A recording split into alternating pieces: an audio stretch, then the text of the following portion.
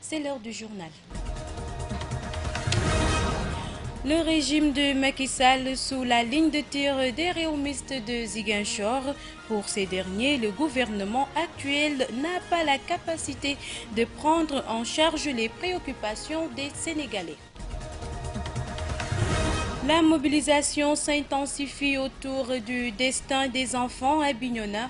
Des structures de défense des droits de ces couches vulnérables sont mises en place au niveau décentralisé pour répondre à ces objectifs. L'actualité internationale présentée en bref et en images et la revue de presse boucleront cette édition présentée par Eva Sagna, mise en onde par Mafou Kouyaté. Bienvenue. Le Réumi n'attend rien du gouvernement pour le chargé de la communication du parti d'Idrissa Seck à Ziguinchor. L'actuelle équipe est composée d'hommes et de femmes à l'incompétence avérée, incapables de répondre aux attentes des Sénégalais. Demba Diam, que je vous propose d'écouter, il est au micro de Papo Mané. Bon, globalement, d'abord, je n'attends rien de ce gouvernement. Parce que quand on nous dit oui, on a mis en place une équipe capable de réélire le président de la République, c'est catastrophique. C'est une catastrophe pour le pays, c'est une catastrophe pour les Sénégalais qui avaient fondé un espoir sur Macky Sall en 2012 et qui ont été nombreux à être déçus, qui ont été nombreux à l'abandonner depuis sa première année de mandat. Et vraiment, c'est pourquoi ce gouvernement-là, on n'attend absolument rien du tout. D'autant plus qu'on met un gouvernement un jour et le lendemain on ajoute. Parce qu'il y a une pression, des pressions par-ci et par-là. Donc, le nombre est exorbitant. Quand on voit l'Espagne avec 16 ministres, les États-Unis avec 12, et le Portugal avec 16, la France avec un peu moins. Et alors que la France, c'est 66 millions d'habitants. Nous, on n'a que 14 millions, on a 40 et quelques. Quand ils s'assoient... Au Ghana, je crois, il y a 150 ministres. Non, ça dépend. Peut-être ils n'ont pas autant de députés. Et puis, peut-être, le ministre aussi au Ghana, c'est un vrai ministre. Ça dépend. Parce que nous, nos ministres ici, on voit un ministre qui dit que le salaire d'un ministre, c'est 3 millions. Alors que le directeur qui est nommé par le ministre, il a 5 ou 10 millions. Est-ce que les Sénégalais vont croire ça? Les gens préfèrent de loin être ministre qui doit gagner normalement 3 millions que d'être un directeur qui peut gagner jusqu'à 7 millions ou 10 millions.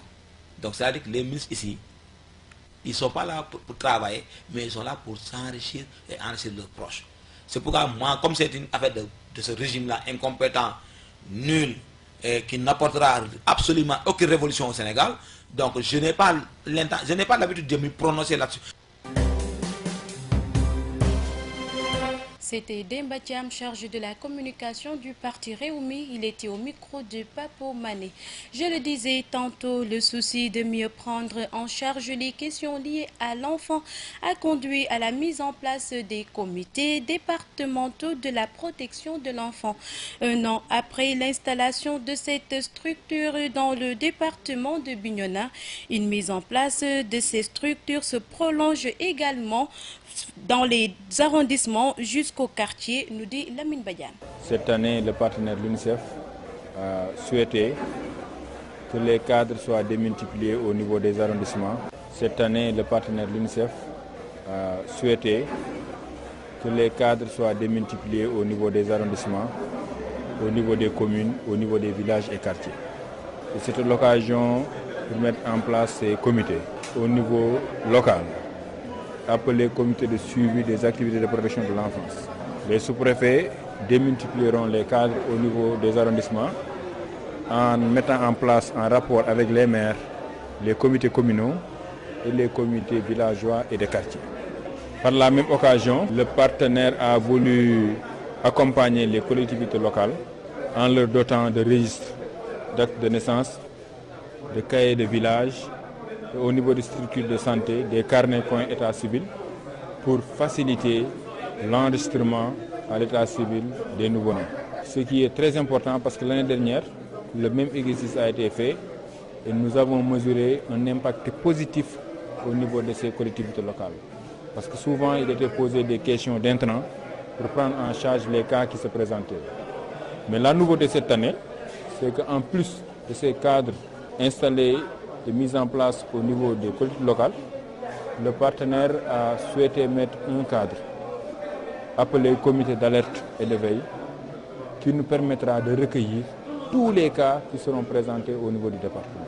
Pour la prise en charge préliminaire, éventuellement sur le plan médical, sur le plan psychosocial, le partenaire a mobilisé des moyens à cet effet pour l'achat des ordonnances, pour les frais de transport et éventuellement pour la prise en charge psychosociale.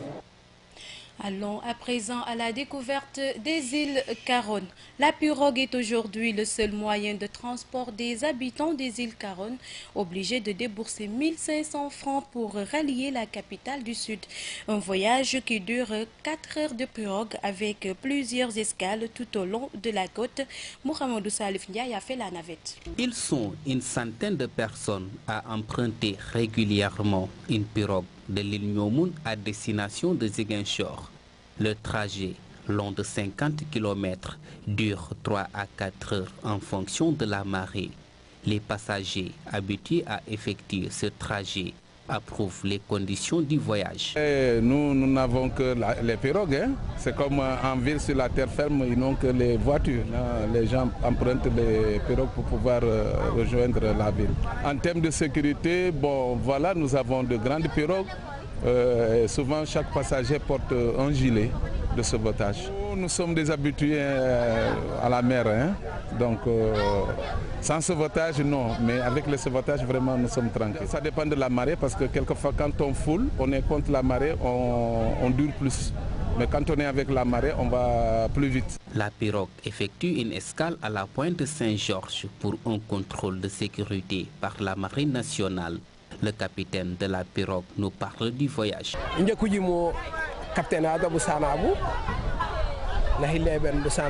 fait 4 escales de Nyomouna à Ziguinchor. Il y a Hooking, Kahemba, Pointe.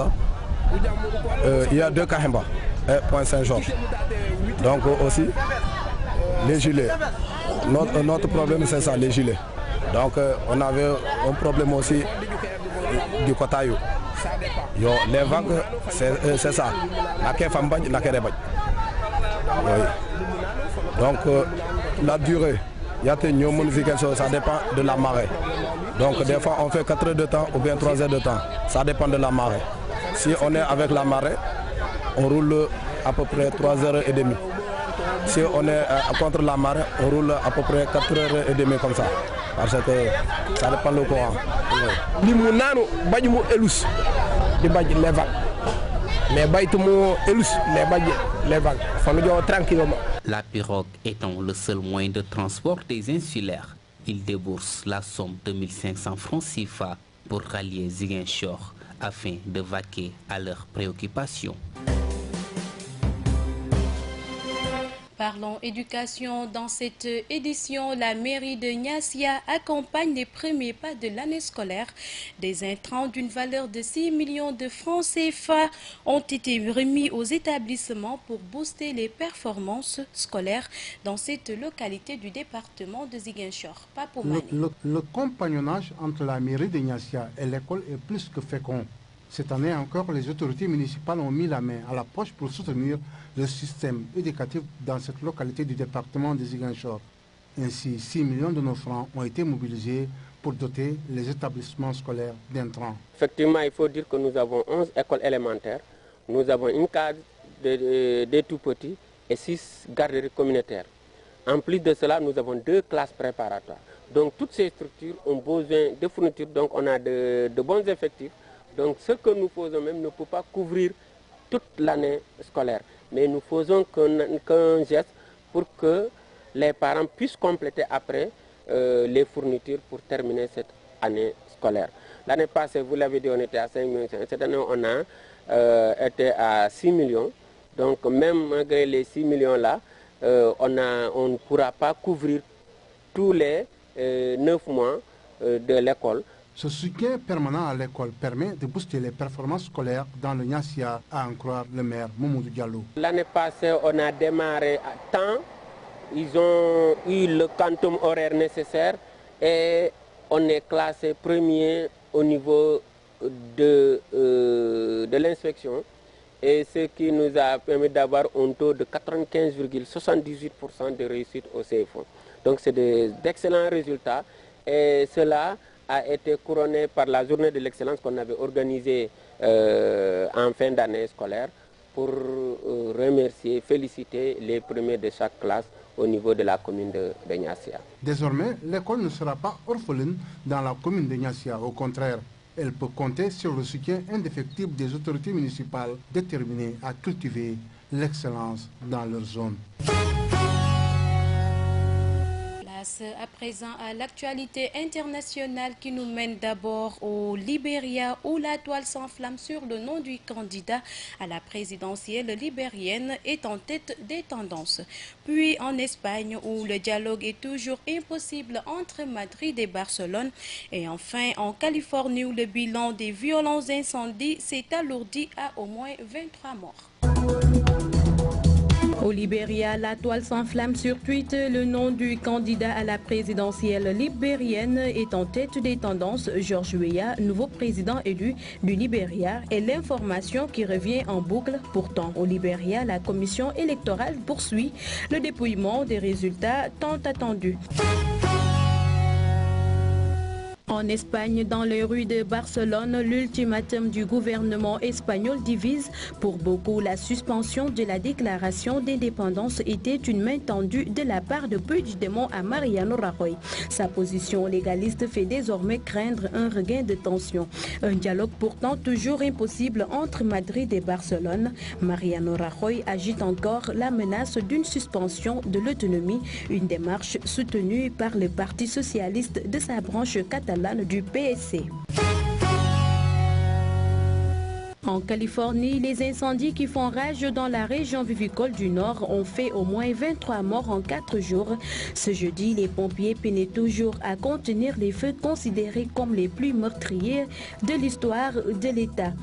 Les pompiers craignent d'ailleurs que la situation empire avec le retour du vent. Au total, ce sont près de 69 hectares qui ont été détruits par 22 départs de feu, ce que les autorités locales considèrent comme les incendies les plus meurtriers de l'histoire de la Californie.